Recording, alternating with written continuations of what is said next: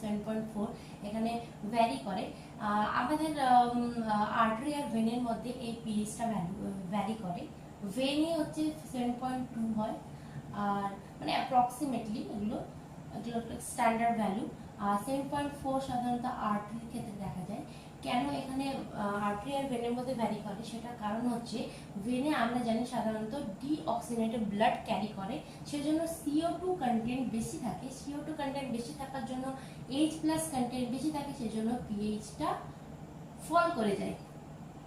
আর আর্টারিতে কি হয়, আর্টারিতে সাধারণত আমরা জানি যে অক্সিজেনের কন্টেন্ট বেশি থাকে, মানে অক্সিজেনেটেড ব্লাড থাকে। CO2 মানে ডিঅক্সিজেনেটেড ব্লাড না, আর্টারিতে ডিঅক্সিজেনেটেড ব্লাড ক্যারি করে না, আর্টারিতে অক্সিজেনেটেড ব্লাড ক্যারি করে, তাই অক্সিজেনের মাত্রা বেশি থাকে। সেখানে H+ এর কনসেন্ট্রেশন কমে যায়, ফলে পিএইচটা বেড়ে যায়। এই কারণে ভেন আর আর্টারিতে স্লাইটলি ডিফারেন্স দেখা যায়।